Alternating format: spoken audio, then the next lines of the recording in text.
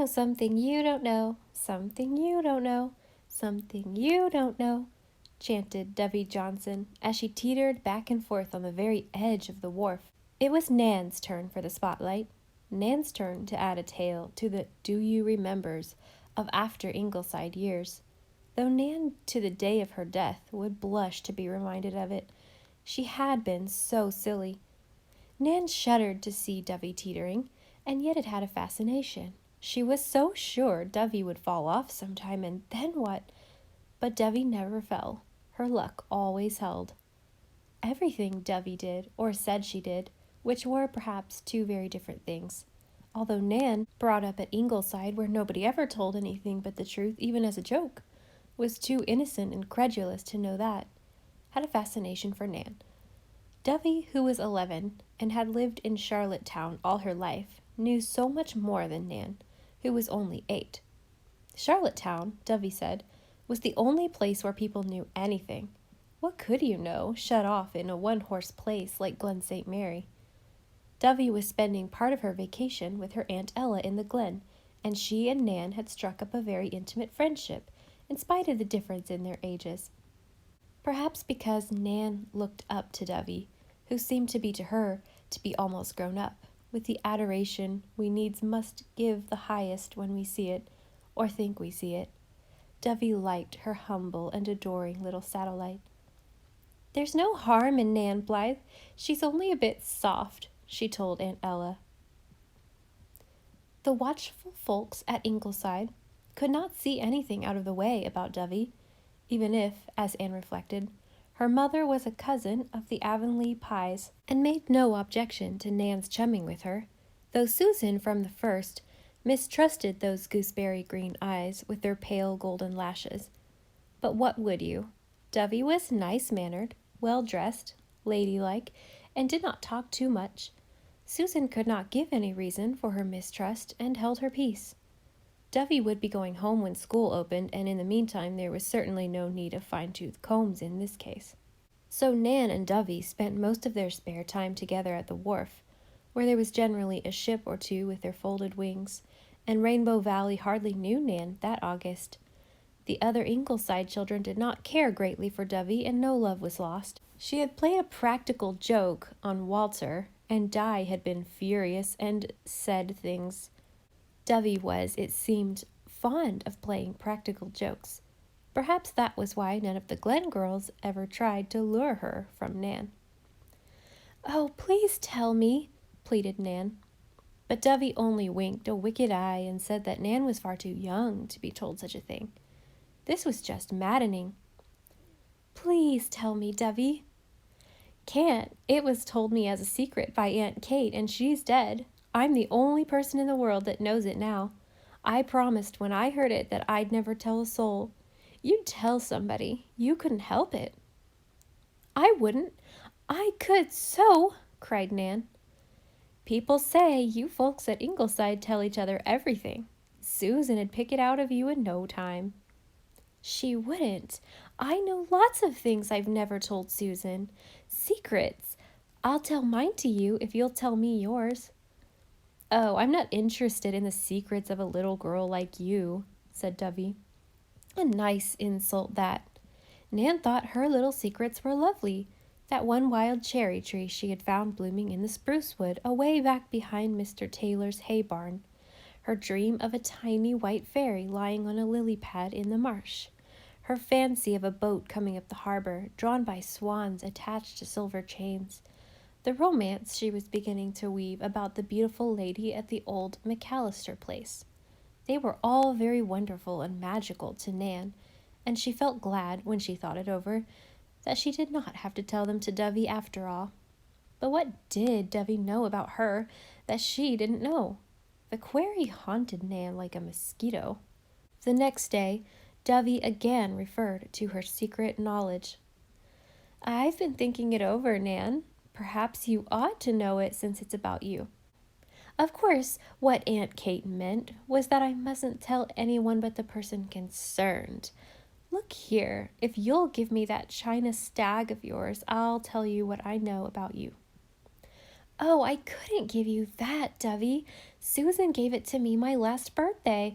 It would hurt her feelings dreadfully. All right then, if you'd rather have your old stag than know an important thing about yourself, you can keep him. I don't care. I'd rather keep it. I always like to know things other girls don't. It makes you important. I'll look at you next Sunday in church, and I'll think to myself, if you just knew what I know about you, Nan Blythe, it'll be fun. Is what you know about me nice? Queried Nan. Oh, it's very romantic, just like something you'd read in a storybook. But never mind, you ain't interested, and I know what I know. By this time, Nan was crazy with curiosity. Life wouldn't be worth living if she couldn't find out what Dovey's mysterious knowledge was. She had a sudden inspiration. Dovey, I can't give you my stag, but if you'll tell me what you know about me, I'll give you my red parasol. Dovey's gooseberry eyes gleamed. She had been eaten up by envy of that parasol. The new red parasol your mother brought you from town last week? She bargained. Nan nodded. Her breath came quickly. Was it possible that Dovey really would tell her? Will your mother let you? Demanded Dovey. Nan nodded again, but a little uncertainly. She was none too sure of it. Dovey scented the uncertainty. You'll have to have that parasol right here, she said firmly, before I can tell you. No parasol, no secret. I'll bring it tomorrow, promised Nan hastily. She just had to know what Dovey knew about her. That was all there was to it.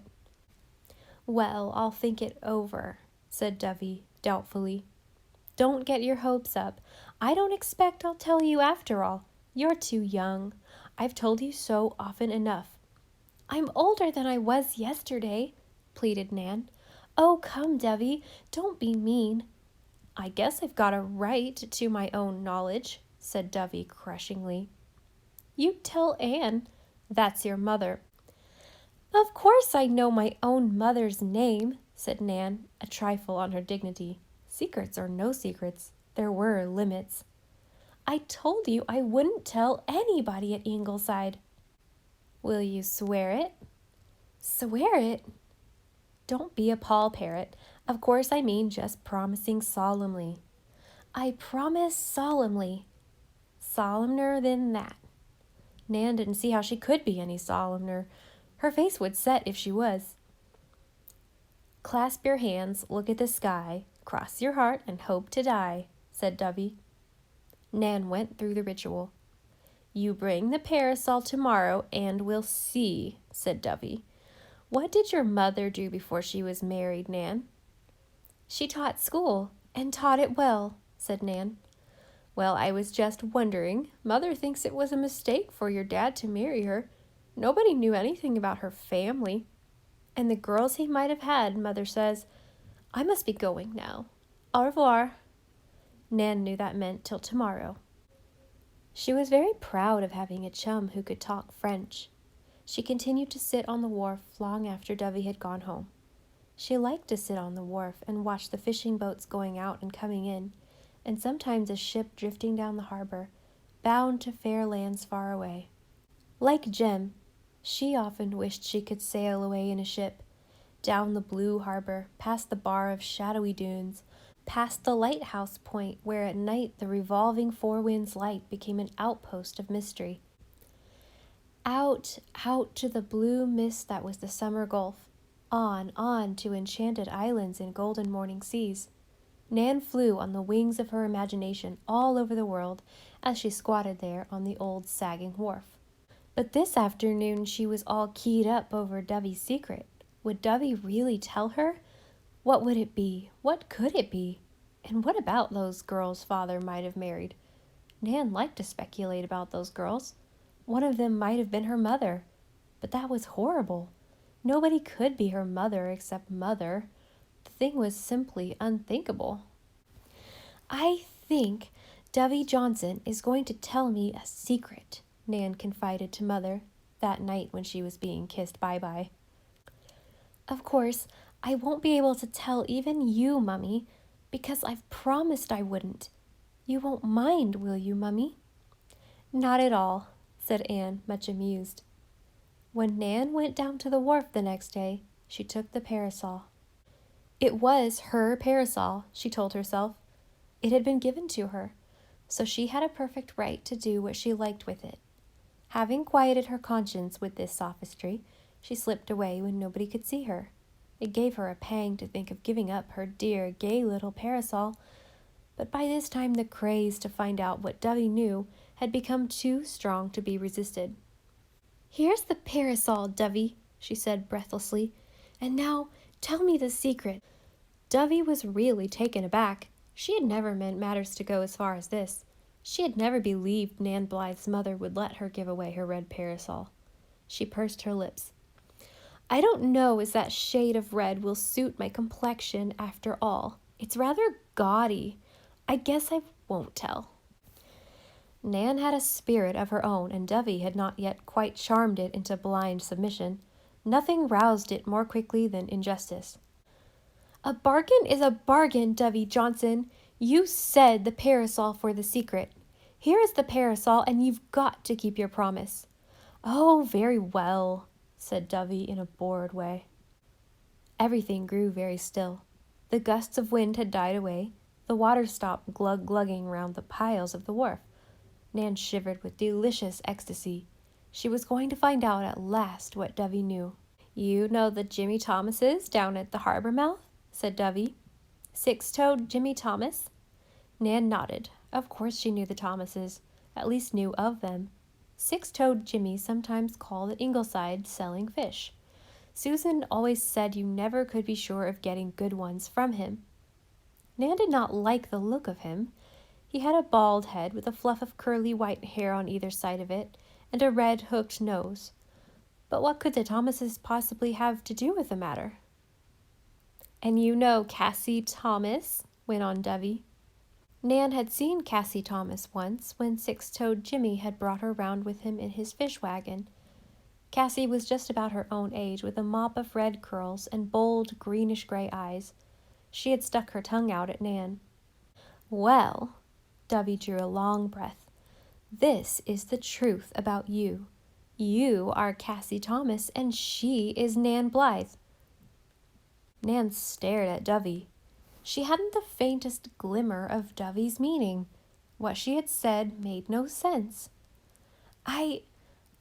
What do you mean?"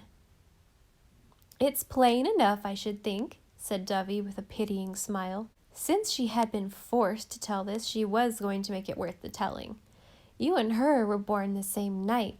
It was when the Thomases lived in the Glen. The nurse took Di's twin down to Thomas's and put her in the cradle, and took you back to Di's mother. She didn't dare take Di, too, or she would have. She hated your mother, and she took that way of getting even. And that is why you are really Cassie Thomas, and you ought to be living down there at the harbor mouth. And poor Cass ought to be up at Ingleside instead of being banged about by that old stepmother of hers. I feel so sorry for her many's the time." Nan believed every word of this preposterous yarn. She had never been lied to in her life, and not for one moment did she doubt the truth of Dovey's tale. It never occurred to her that anyone, much less her beloved Dovey, would or could make up such a story. She gazed at Dovey with anguished, disillusioned eyes. How did your Aunt Kate find it out?" she gasped through dry lips. "The nurse told her on her deathbed," said Dovey solemnly. "I suppose her conscience troubled her. Aunt Kate never told anyone but me. When I came to the Glen and saw Cassie Thomas, Nan Blythe, I mean, I took a good look at her. She's got red hair and eyes the same color as your mother's. You've got brown eyes and brown hair. That's why you don't look like Di. Twins always look exactly alike. And Cass has just the same kind of ears as your father, lying so nice and flat against her head. I don't suppose anything can be done about it now, but I've often thought it wasn't fair, you having such an easy time and being kept like a doll, and poor Cass, Nan, in rags, and not even getting enough to eat many's the time. And old Six-toed beating her when he comes home drunk. Why, What are you looking at me like that for?" Nan's pain was greater than she could bear. All was horribly clear to her now. Folks had always thought it was funny she and Di didn't look one bit alike. This was why. "I hate you for telling me this, Dovey Johnson." Dovey shrugged her fat shoulders. "I didn't tell you you'd like it, did I? You made me tell. Where are you going?" For Nan, white and dizzy, had risen to her feet. "Home, to tell Mother," she said miserably. "You mustn't! You dasn't! Remember you swore you wouldn't tell," cried Dovey. Nan stared at her. It was true, she had promised not to tell, and Mother always said you mustn't break a promise. "I guess I'll be getting home myself," said Dovey, not altogether liking the look of Nan. She snatched up the parasol and ran off, her plump bare legs twinkling along the old wharf. Behind her she left a broken-hearted child, sitting amid the ruins of her small universe. Dovey didn't care. Soft was no name for Nan. It really wasn't much fun to fool her. Of course she would tell her mother as soon as she got home and find out she had been hoaxed. Just as well in going home Sunday, reflected Dovey. Nan sat on the wharf for what seemed hours, blind, crushed, despairing. She wasn't Mother's child. She was Six-Toed Jimmy's child. Six-Toed Jimmy, of whom she had always had a secret dread simply because of his 6 toes. She had no business to be living at Ingleside, loved by Mother and Dad. Oh, Nan gave a piteous little moan. Mother and Dad wouldn't love her anymore if they knew. All their love would go to Cassie Thomas. Nan put her hand to her head. "It makes me dizzy," she said.